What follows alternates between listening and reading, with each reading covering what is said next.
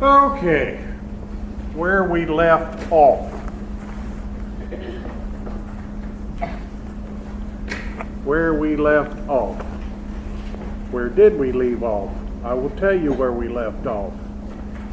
I had been yammering about what an individual must have to attempt to become an actor: adaptability, imagination, stage presence, and the powers of observation. I was talking at the end of class on Monday about what an actor is doing, what's going on with the actor in performance. What must an actor do is the way I phrased it. And I talked extensively about the idea of concentration, paying attention to what's going on. To kind of summarize that, let me go to something that one of my favorite actors, if not my favorite actor of yesteryear, once said. And I'm talking about actually a bad actor, but I enjoyed his films, a guy named John Wayne. He said that he wasn't an actor, but he was a reactor. And I think he is absolutely on target with this idea of this. I talked about concentration, the eyes of the audience, or the actor rather, the eyes, paying attention, being in the scene, watching what's going on. Another component of this is listening. The other actors who may not be speaking in that scene, listening to what is going on, and therefore reacting to what they're hearing and seeing. Ergo, this idea of being not just an actor, meaning I'm just acting, but I'm reacting. And all of this has to do with being focused and concentrating on what is taking place on stage around them. So moving on then, another thing an actor must do is to relax. I'm sure all of you have heard this term that we call stage fright. I've asked this question several times before, and I'm going to have to ask it again because I don't remember who. But who's had Speech 101 in here? Did you get nervous before you got up to speak? Some people hate it so much because of the way they're physically and mentally reacting to being essentially put on the spot. And there you're only speaking to, 15, 18 other classmates. Do it in front of 1,000 people. Now, the problem here is this idea of stage fright. It affects you physically, vocally, mentally. Well, how is an actor going to go out on stage and appear real and natural, as if they're really this person, if they're got this freak out going on internally? They've got to learn to relax. Now, I'm not saying that they need to, go off into a corner somewhere and, engage in yoga or sit in the lotus position and chant kumbaya to relax themselves. And in fact, there's an entire chapter in the speech textbook about speaking anxiety. Am I lying? There's a whole chapter that deals with, communication, fright, whatever it is that they call it in there. And heck, I've got to teach it this summer, and I don't even remember now. What the point here is this: they've got to control it. They've got to take that nervous energy and channel that energy in a different direction, and that is in terms of giving a quality performance. They've got to have the freedom of the body, of the mind, of the voice, so that they appear natural, real, as if they are someone that you might know on stage. But they have to relax. And it's a very real thing. I mean, it happens. Some of the finest actors on the planet have gone through periods where they could not perform because it had just completely overtaken them in this terms of this idea of stage fright. but you have to learn to control it and use that nervous energy in a different way. A third thing, they have to project. P-R-O-J-E-C-T, project. Now I'm talking about two things here. One is mechanical. Now what I mean by mechanical here is they've got to fill the theater with their voice. One of the differences between acting for the stage and acting for the camera in terms of television and film is in live theater, the audience does not have the benefit of a close-up. And in theater, the old adage is for an actor is that they are performing for the back row. They're playing to the last row. These people sitting down here, they can talk very quietly and make small gestures and very subtle facial expressions. But the people in the back row aren't going to hear or see a thing. So they have to learn to control their voice. I guarantee you, if you've sung in any kind of a choir at some point in your life, whether it's a church choir, a school choir, or whatever, one of the things that you work on is learning how to breathe and to project your voice and how to be able to hit consonants so that the words are clear. So they must be heard by the audience. But the second part of this is that they've got to project what's going on. Project the motivation that's driving that character to do what they do. I've talked about this before when we talked about theater as dramatic action. They've got to communicate. They've got to project to the audience. Acting is showing. You're not just telling us what's going on, you're showing us what's going on. And they've got to project this to an audience, to their audience. Fourth thing, collaboration. They've got to collaborate with their fellow actors. Now, what does that mean?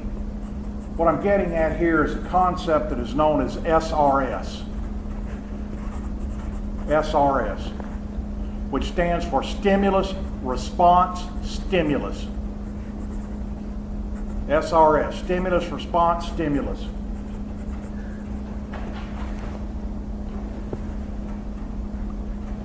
I'll pick on you again because you're a willing target.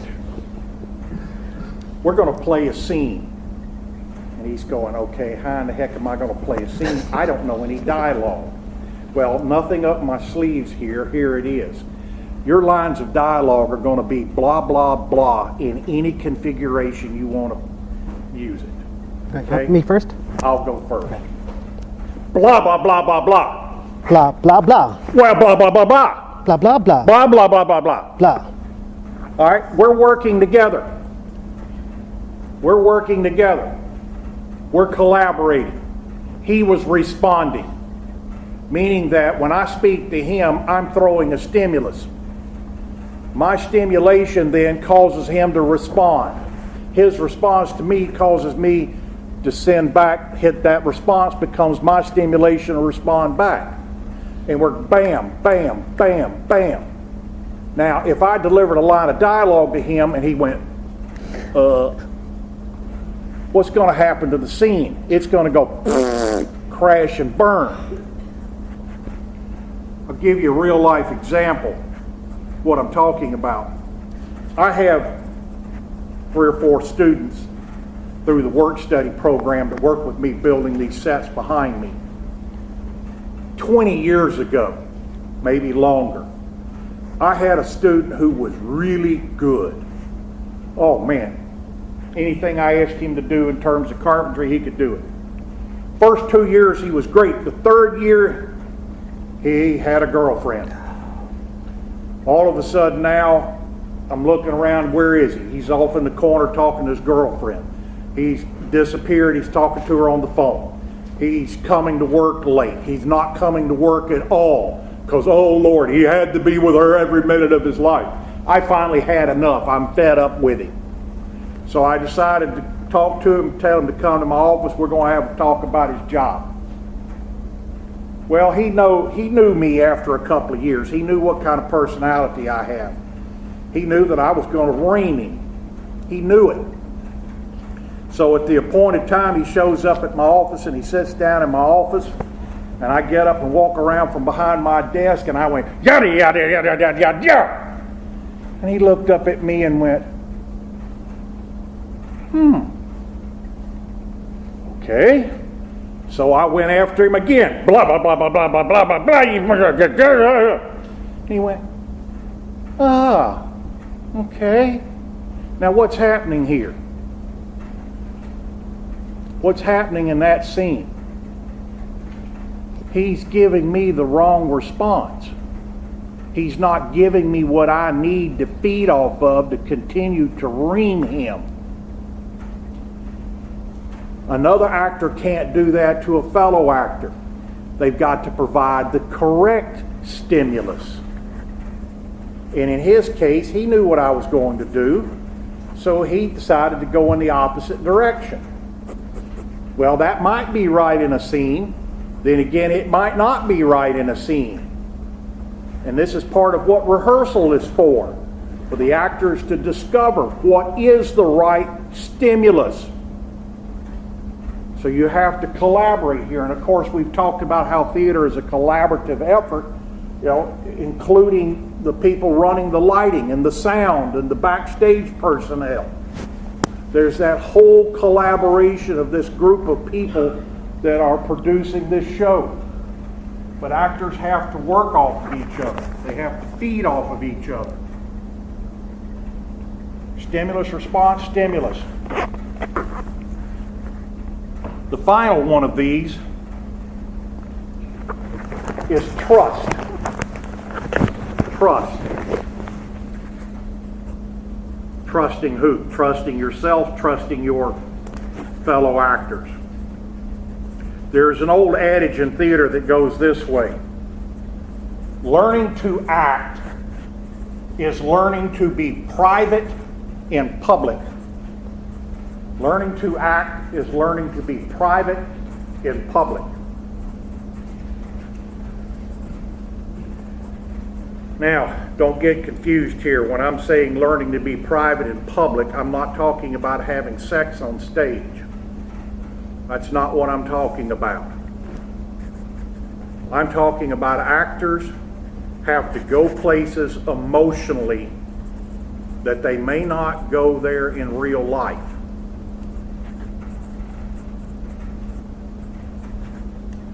God help you when your parents pass away and you're standing there at the graveside.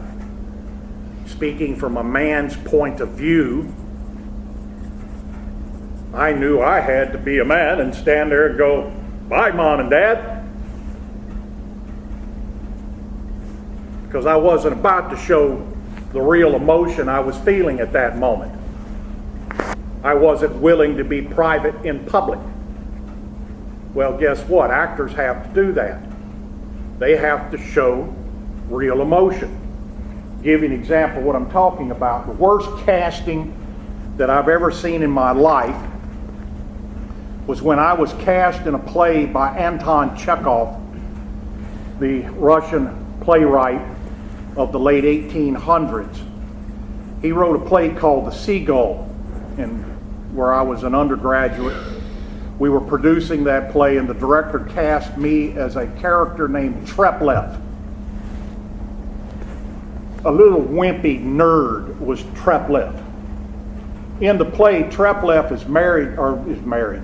He wants to be married. He's in love with a young woman named Norina. And he goes to Norina one day in the play and confesses his love for her. And she looks at him and goes, "That's great. Now would you get out of my face?"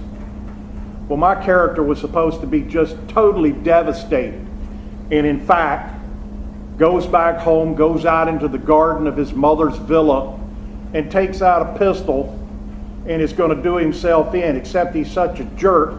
Instead of getting the gun perpendicular to his head, he gets it parallel to his head, and all he does is put a big gash in his scalp.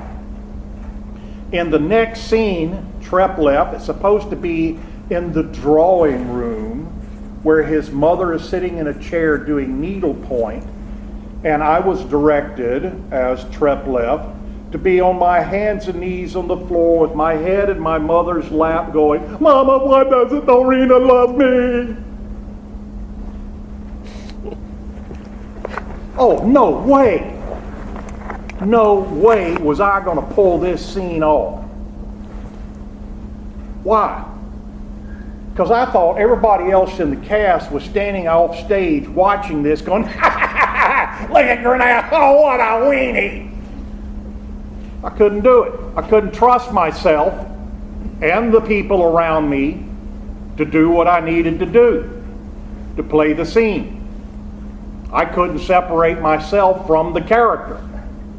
Grenath wouldn't do this, Treplef would, but Grenath won't, so Grenath's not as Treplef. I wasn't willing to trust. And the point here is that you have to allow yourself to be vulnerable on stage, to be affected by things, to show emotion, and to be able to communicate or project that emotion. And you have to trust yourself to do what you've got to do. You've got to trust the people around you. You've got to trust the people around you to provide you with the correct stimulus, to act and react the way that they should within the context of the scene being played. But concentration, relaxation, projection, collaboration, trust, these are things that an actor must do in performance, way above just delivering lines of dialogue and executing blocking and stage business.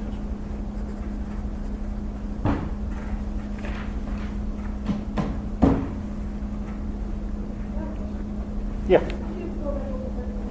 Would I go back over what? Oh, the first. What did I first say? What was I talking about? Concentration, paying attention, being involved, listening, watching, reacting.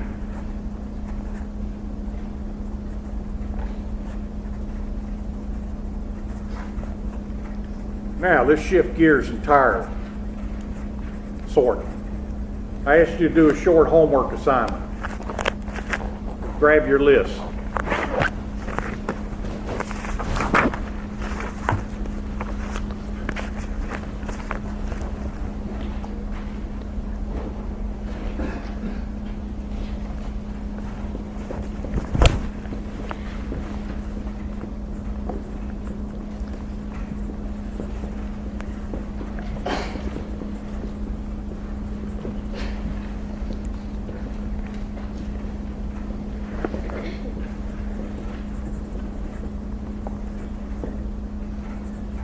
Monday, I described two different categories or two different ways to classify actors as interpreters and impersonators.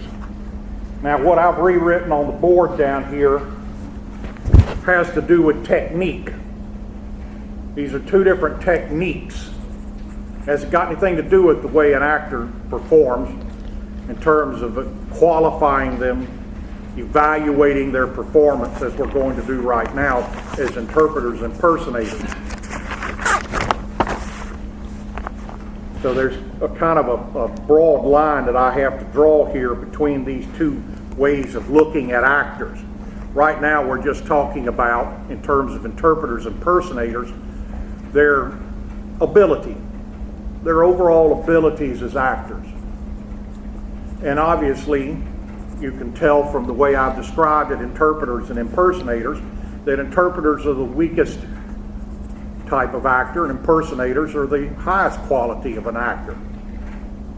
But it has nothing to do with the technique that they use. You can have two baseball players that use the exact same batting technique, and one hit 500 and the other one hit 100. In terms of their batting average. So what we're talking about here is just ways of classifying them based on their talent and ability. So interpreters, these I described as actors who tend to interpret or change the character to fit a particular stage or screen image that they have developed for themselves, that they have managed to market to an audience, and they rely on that time after time after time. Who fits that category? Who would you say is an interpreter? Shout them out. Will Ferrell, of course. We've talked about him any number of times as falling into that category. Who? Jonah Hill. Don't know this person. Y'all all go, oh, how's that possible? I'm picky and choosy about what I watch. What? Steven Seagal. Steven Seagal. There's that whole group of those guys. Seagal, Von Damme, Stallone. Oh my God! You know, it's watching Rocky and Rambo. I mean, he's just got on a different costume. Although I finally got around to seeing the last Rocky movie that has been made, where he's about 10 years older than I am trying to fight. That one actually had some redeeming qualities. A few, but Jean-Claude, you're talking about Seagal. I saw a movie Seagal did where he was somewhere, I think it may have been Singapore, and he's some flop house in an apartment above an institution of prostitution, and the telephone rings, and he walked over and he went, "Hello?" Did you see what I did? Like, oh my God, edit the damn scene out and reshoot that crap. Like, good. Anyway, yeah. All right, who else? Morgan Freeman is not an interpreter. He is. You seen Shaw? Who said Freeman? Where did I hear that? You seen Shawshank Redemption? Have you seen Shawshank Redemption? There is a scene in Shawshank Redemption. He's in prison back in the 30s. And late in the film, he's up for parole. And he's sitting before a parole board, and he's sitting in a chair with his legs crossed and his hands folded, and that's all he's doing. And he is blowing everybody else on the screen off the set. And he's doing nothing. Just by the way he looks, the way he sounds. It's just an incredible moment. No, I think Morgan Freeman is a much higher quality actor than he probably gets credit for. I would put him in the impersonators. Well, we're still on interpreters. Alec Baldwin. God. Alec Baldwin just needs to learn to shut his mouth, but that's another story. Bruce Willis. Yeah, I mean, everything he does is just vintage Bruce Willis. I mean, every time you turn around, he's got his face busted up. And he's like, dude, learn to protect yourself. Don't know this person. All these are guys. There's no women actors anymore? Oh, geez, yeah. Who? Jennifer Aniston. Oh, geez. Yeah, thank God she's cute. Another one. Nicole Kidman, I'm not too sure about her. But here's, and the reason I threw this out, and I did it deliberately, where are the women? And this is unfortunate because this is going to sound incredibly sexist, and it probably is, but I don't care. There's too many women performers out there, movie stars, whose entire talent is based on their appearance. You take Jennifer Aniston, okay, 30s, 40s, when she was in her late 20s, she was on Friends, all this, she's cute and all of this. What's she going to do when she's 70? Katharine Hepburn was still performing into her late 80s. Back in 1930, when she first appeared in Hollywood, she was quite glamorous. How did she manage to maintain a career for nearly 70 years? Maybe it was because she had some talent, not just some physical features. And this happens for men as well. Anyway, anybody else in the interpreter category? How about Jim Carrey? Good. What's on my list? Chuck Norris, Adam Sandler. Again, the point here is 99% of what they do, same character, just a different movie. All right, let's jump on to impersonators. Denzel Washington, of course. Johnny Depp. Johnny Depp.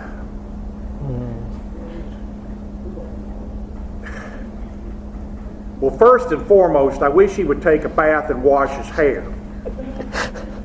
Because I've never seen him do anything where he wasn't, even when he's being interviewed on a talk show, he just looks dirty. Which I guess makes him perfectly suited for playing Captain Jack Sparrow. But nonetheless, the best thing that Johnny Depp ever did, and in fact, Leonardo decapitated, when they were in their teens, did a movie called What's Eating Gilbert Grape, which is where they're the children of a woman who weighs about 800 pounds. And that, for both of them, they gave extraordinary performances in that. Since then, it's like, you know, Johnny Depp's getting filthy rich playing a pirate. You can't blame him. I'd do it too. Titanic, the other guy, Leonardo, I wish the damn boat had sunk in about the first 15 minutes and I wouldn't have to look at him for the rest of the movie. What a little weenie. But I'm speaking personal opinion here, not fact. I need to get back on fact. Who else fits this category? Sam Elliott. No, there's an awful lot of his stuff is, you know, it's like that movie with Patrick Swayze. Just let me come in and beat somebody up. Who? Will Smith? Robin Williams. Pardon me? Robin Williams. You know, he did quite a number of really fine films, but nonetheless, there was still always a little hint of that schizophrenic nature that you saw even when he was off camera. But good God, you know, some of the Good Will Hunting, even Mrs. Doubtfire, all very watchable and very enjoyable.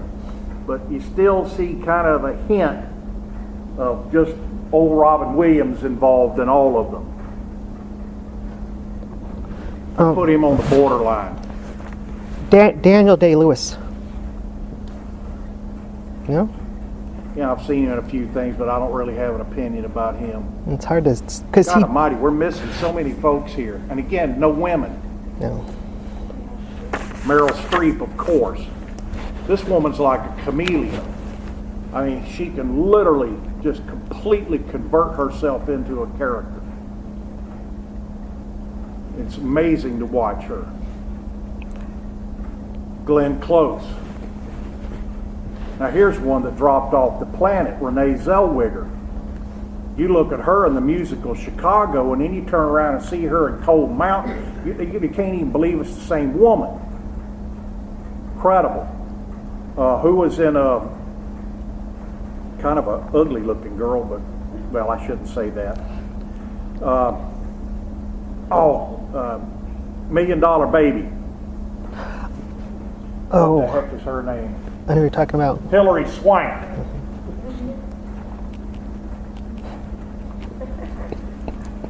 Gary Sinise, Tom Hanks, Dustin Hoffman, Al Pacino, Robert De Niro, Diane Keaton. Any of these names ring a bell? James Earl Jones. All he's got to do is talk and he mesmerizes you. albeit he's 80-something now. Anybody else you would add to this? Anthony Hopkins. Which is funny because this is one of the first times that I haven't had somebody stand up here and tell me how wonderful some pop singer was in a movie. And maybe I warned you off of that already. Again, just because you're popular in this genre doesn't going to make you wonderful in this. One movie does not a career make. And it's interesting that a lot of the women that I mentioned in terms of impersonators, none of them are what we might call, and again I'm being sexist, these glamour women. They're not relying on their appearance for a paycheck as a performer. The ones that are actually just kind of middle of the road, normal looking, that's what gives them the adaptability to be able to morph into so many different characters that they come across and play during the course of their career. All right, with all that said, let's go to the bottom of page 73 in this chapter on acting. This is chapter 4.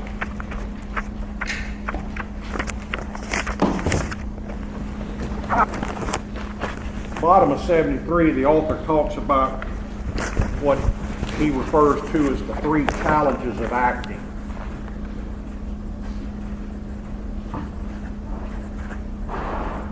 Three challenges for an individual wanting to be an actor. The author says under that heading, throughout theater history, 3 main challenges have faced an actor or an actress to make the character believable, what he refers to as the inner truth. What the author means by inner truth, and this phrase pops up many times in the latter part of this chapter, is that an actor has to convince themselves that they are this character while they're on stage. They've got to convince themselves that they are this character so that they will appear believable. Second part, physical acting using voice and body. Quality actors are quite honestly athletes. They have trained themselves physically and vocally so that they can change and manipulate their voice, that they can do all of the physical activities that are engaged in playing the character. In film, you just back the camera up and bring in a stuntman. Can't do this on stage. And then 3, synthesis and integration, combining both the inner and outer skills, meaning that inner belief that you are this character combined with your physical and vocal training to become this character on stage. Going further on the bottom of the page, making characters believable. One of the major aspects of the craft of acting is credibility. The ability to make those in the audience believe that the characters that appear on stage, or to believe in the characters that appear on stage, and to make the characters convincing. Going further on top of 74, the heading of the development of realistic acting. I'll come back to that heading in a moment. From the mid-17th century on, serious attempts were made to define the craft or technique of credible, natural acting. Such an approach became more important than ever at the end of the 19th century when drama began to depict characters and situations close to everyday life. All right, what do we mean by realistic or natural acting? Have any of you seen a silent movie? Any part of a silent movie? 5 minutes of a silent movie? Have any of you seen it? No? Oh my God, TCM, Turner Classic Movies, shows them all the time. They're really quite fascinating to watch because you're not dependent upon dialogue. You get the story by actually seeing people do something. But for those of you who have seen a bit of a silent movie, what is the acting like? Pardon me? Exaggerated. What do you mean? very broad gestures. Very broad gestures. Because you don't have dialogue. It's silent. All right, I want everybody in here to show me the physical manifestation, the gesture of I'm thinking. Everybody show me I'm thinking.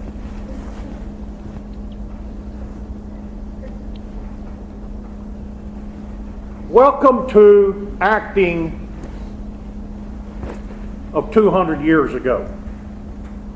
There was an acting teacher by the name, don't write this down, but there was an acting teacher by the name of Delsart who literally came up with a chart, and it would have emotions, happy, and you were supposed to strike the pose.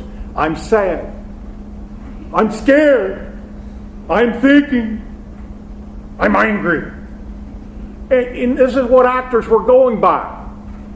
Looking at this chart going, okay, this is what I'm supposed to use to play that motion, blah, blah, blah. And it was just pose to pose to pose, and it was horrible. What the author is talking about here is this movement toward realistic or more naturalistic acting. Something that resembled the way people acted and reacted in real life. Starting around 1880 and on into the 20th century, we began to see a shift in the entirety of the world of theater. The author talks about this, and I'll read it to you in a moment, but people like Strindberg and Ibsen and Chekhov began to write plays that required a more natural or realistic approach to acting. The stories were more in tune with what people really felt, thought, believed, did, and so forth. Up until that point, you take a set like what I've got right here. Up until the late 1800s, that would have been painted on a backdrop. The actors couldn't go in and out of the doors. The furniture was also painted on there, so they couldn't actually sit down. They just performed in front of it. Now, very unrealistic. But then by the end of the 1800s or the end of the 19th century, we began to see a shift in the way the plays were written, therefore requiring a shift in the way the plays were performed. And so theater practitioners began to search for a better way of acting. Going back to what the author says, such an approach became more important than ever at the end of the 19th century when drama began to depict characters and situations close to everyday life. Three playwrights, Heinrich Ibsen of Norway, August Strindberg of Sweden, Anton Chekhov of Russia, perfected a type of drama that became known as realism. This drama was called realistic because it closely resembled what people could identify with, people meaning the audience, could identify with and verify from their own experience. In performing plays by these dramatists, not only the spirit of an individual dramatic characters, but also the details of their behavior had to conform to what people saw of life around them. And what we begin to see at this point in time is the rise of an acting technique that was developed by a man named Konstantin Stanislavski. Before spring break, I had this name written on the board, had to do with some directing issues. Konstantin Stanislavski. He developed an acting technique that is known as internal acting. Today in America, it is known as method acting.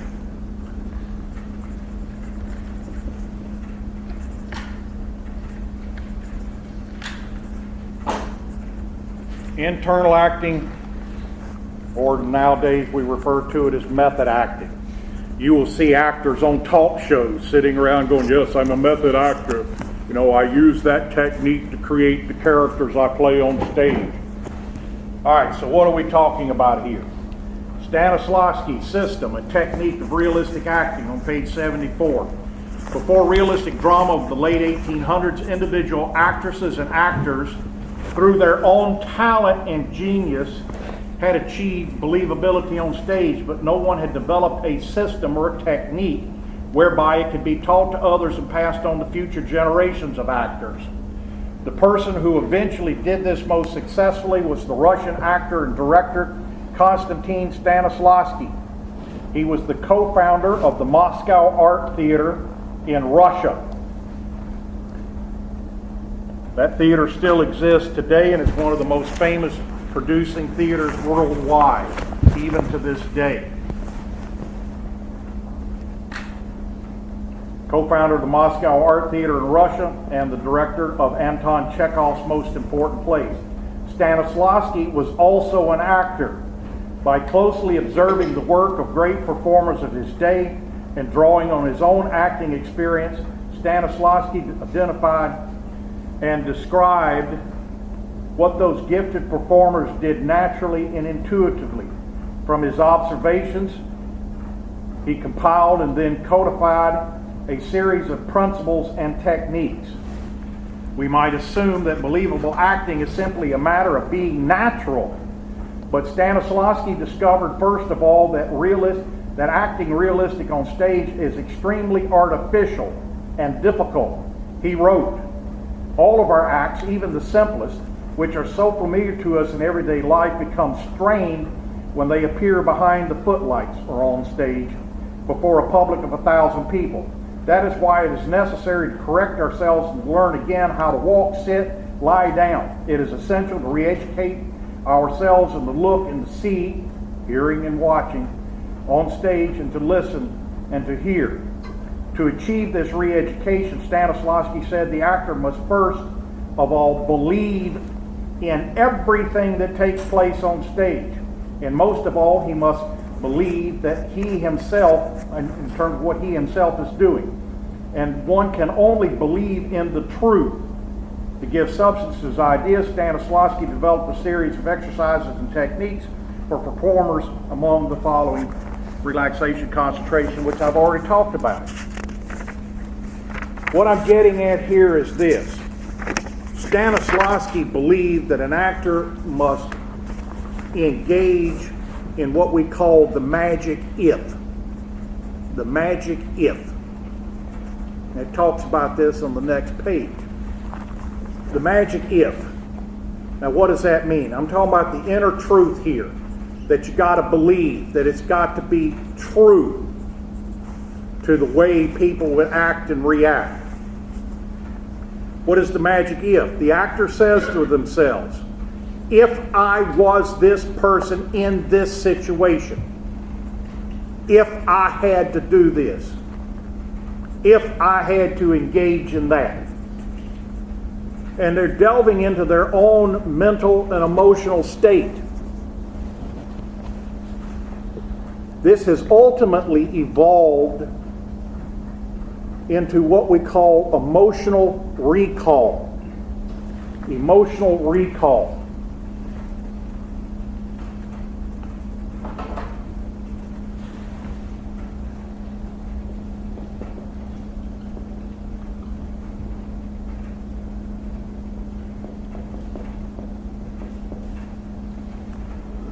Some other folks will consider emotional recall, or phrase it this way: memory of emotion. Memory of emotion. An emotional recall, I prefer to refer to it as memory of emotion. And I'll explain it this way.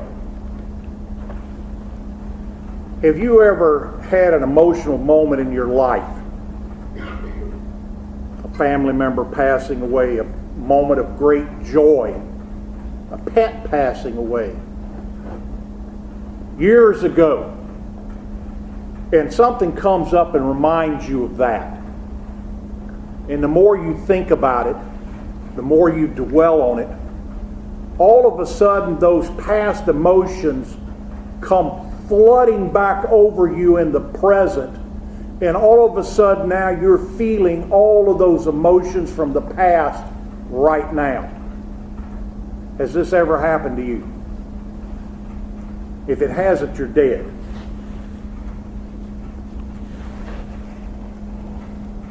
You understand what I'm driving at here? No? Yes? Yes. Only about half of you are going, yeah, I'm with you, Grenab. Rest of you are like... What Stanislavski believed, using this idea of the magic if, and going back to the fact that this is the actor's tool, that if an actor has to go out and play a scene, say they're angry, and they're going to get in an argument with another character, what Stanislavski said was, in terms of his technique, internal acting, in terms of this technique, what an actor should do prior to playing that scene on stage is to think back in their own emotional past and find a situation in their own emotional past. It doesn't have to be exactly, it can just be barely similar, but something in their own emotional past that reflects that emotion, and to regenerate that energy from their emotional past and take that stimulation from their past and use it in the present in performance. And what Stanislavski further said was that if an actor uses that energy, that stimulation, that emotional stimulation from the past in the present, that they don't have to think, they do not have to think about vocal inflection, they don't have to think about their physical or facial expression or their physical gestures or body language, because all of this is going to happen naturally because they're feeling and living the emotion in the present.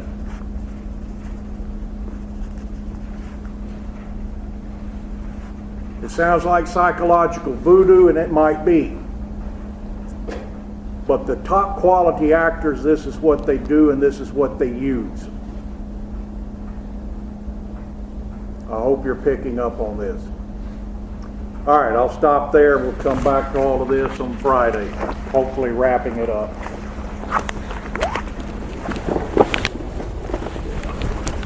Drop off your list as you go out the door. Since most of you didn't join in, I'd kind of be interested to see what you think.